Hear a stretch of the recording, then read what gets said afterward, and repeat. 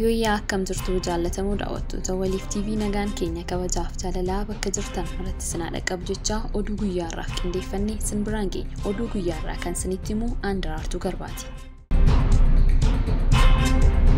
Ministeerri Muummee Dr. Abiy Ahmed sagantaa ashaaraa magariisaa boqonnaa lammaffaa eegalchiisanii. Ministeerri Muummee Dr. Abiy Ahmed sagantaa ashaaraa magariisaa boqonnaa lammaffaa guyyaa har'aa naannoo Affaaritti ifatti eegalchiisaniiru. Ministeerri Muummee Dr. Abiy Ahmed kan baranaa dabalatee biqiltuuwwan biliyoona 25 dhaabuun waggoota arfan itti aanan keessatti baay'ina biqiltuuwwan dhaabbatanii biliyoona 50 ga'uun gama eegumsa naannoon injifannoo boonsaa galmeessuu dandeenyaa jedhani. Kutaaleen hawaasaa hundi karaa qindoominaa fi daandii ida'amuutiin naannawaa magariisa dhalootaaf dabarsuun hojii bu'a qabeessa ta'e hojjechuu qabu jedhan. Lammiileen Itoophiyaa waliin ta'uun boriif arra biqiltuu dhaabuu akka qaban Ministeerri Muummee Dr. Abiy Ahmed ergaa dabarsaniiru.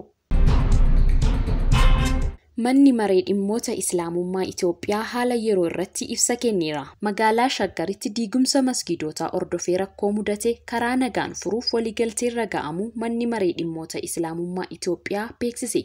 Ibsicha kan kennan pirezidaantiin mana maree dhimmoota Islaamummaa Itoophiyaa Sheek Haji Ibrahim Tufaa naannoo Oromiyaa magaalaa Shaggar keessatti diigumsa masgiidootaan hordofee rakkoo mudateef ni gaddinaa jedhani. Biyyattiin wal danda'uu, tokkummaa fi wal deeggaruun kan beekamtu ammas tokkummaan keenya jabaatee akka itti fufuuf Musliimonni Itoophiyaa wal cina dhaabbachuu fi naamusni mul'ate gaariidha jedhani. Rakkoo ture obsa, qindoomina, marii fi wal hubannaa irra ga'uun waliigaltee irra ga'ameera jedhani. Rakkoo magaalaa Shaggar keessatti uumameen wal qabatee marii bal'aa mootummaa naannoo Oromiyaa waliin mari'atameen waliigaltee irra ga'amuu himaniiru. Kana booda eessattuu yeroo salaataaf ba'amus ta'e yeroo birootti hiriirrii fi mormiin kan hin gaggeeffamne ta'uu gorsaan seeraa dhimmoota Islaamummaa Itoophiyaa Ustaaz Kamil Shamsuu ibsa kennamirratti hubachiisaniiru.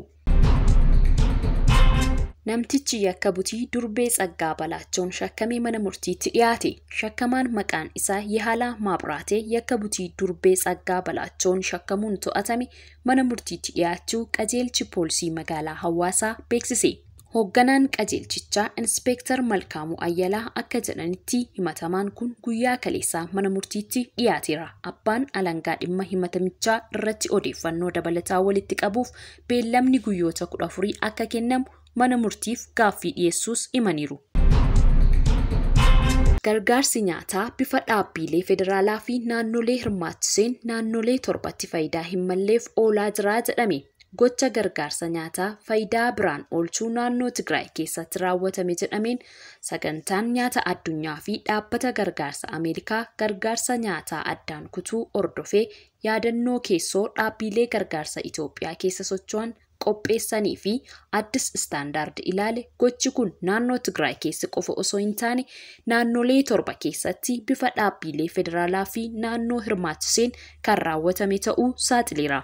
Dhaabbanni gargaarsa Ameerikaa hordoffii bal'aa ji'oota lamaan darbaniif geggeessaa tureen gargaarsi nyaataa dhaabbileen gargaarsa Itoophiyaa keessa socho'aniin godhamu faayidaa biraaf oolaa kan jiru sadarkaa biyyoolessaatti akka ta'e mirkaneessuu isaa yaadannoon keessoo kun addeesseera. Akka yaadannoo keessoo garee dhaabbilee deeggarsa namoomaa fi dandamannaatiin qophaa'een daawwannaan hordoffii warshaalee daakuu 63 naannolee Itoophiyaa 7 keessatti godhameen meeshaaleen nyaata namoomaa gargaarsaa galan faayidaa biraaf oolaa akka jiran agarsiiseera. Sirni faayidaa hin malleef oolchu kun qaamolee mootummoota federaalaa fi naannootiin akkasumas kutaaleen waraanaa guutuu biyyattii gargaarsa namoomaa irraa fayyadamoo ta'aniin kan qindaa'e ta'uu ibsameera. Yaadannoon kun daldaltoota midhaanii fi daakuu dhuunfaas sirna hanna kana keessatti ga'ee taphataniiru jedha. Hordoffiin dhaabbati gargaarsa Ameerikaan godhe kun qamadii Faransaay, Jaapaanii fi Yuukireen irraa karaa michummaa sagantaa nyaata addunyaatiin arjoome dabalatee meeshaalee dhaabbilee gargaarsaan gargaaraman biroo faayidaa hin malleef oolaa akka jiran ragaa argachuun ibsameera. Dorgommii aartii dubbisaa fi agarsiisa afaan Chaayinaa Finfinneetti qophaa'een barattoonni mana barumsaa bultii addaa waldaa misooma Oromiyaa sadarkaa 1ffaa hanga 3ffaa ba'uun injifatani.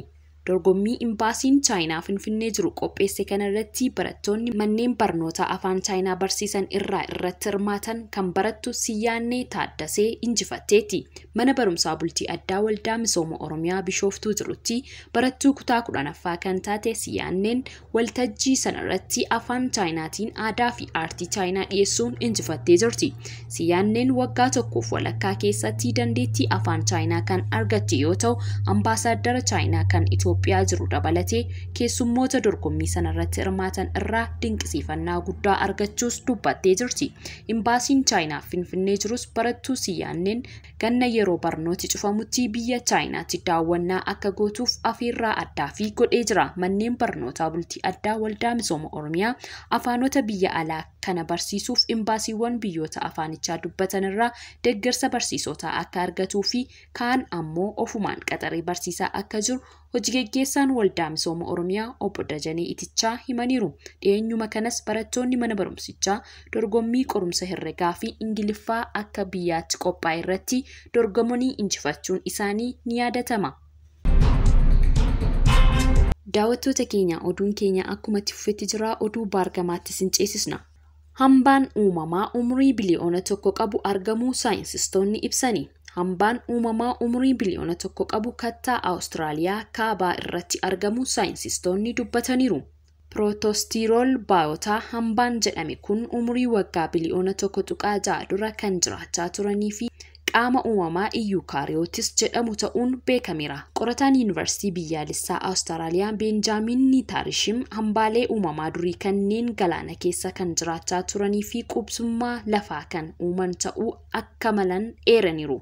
Awustiraaliyaan gama kaaba naannawaa kattaalee umurii dheeraa lakkoofsisan itti argaman yoo ta'u, kanaan dura saayinsistoonni Ameerikaa, Faransaay, Awustiraaliyaa fi Jarman naannicha irratti qorannoo gaggeessaa turuun ibsameera.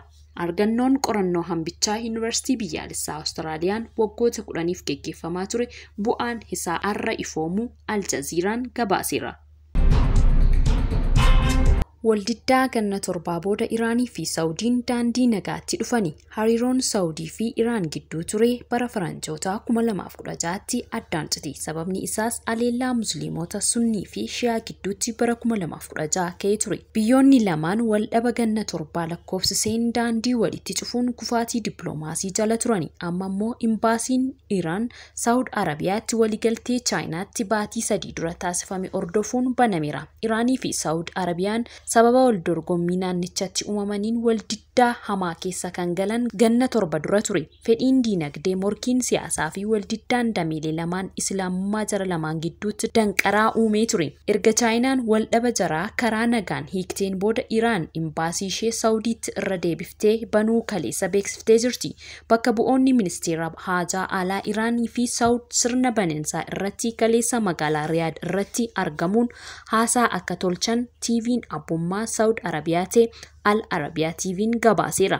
Itti aanaan ministeera dhimma alaa Iraan Alreezaa Bigdeelii tumsi kun boqonnaa haaraa keessa seenuu kan agarsiisudha jedhani. Biyyoonni galoo galaanaa waliigaltee Chaayinaatti taasifame giddugaleessa taasifachuun walitti dhufeenya isaanii deebisuuf erga waliigalanii ji'a 3 booda kanatti ce'ani.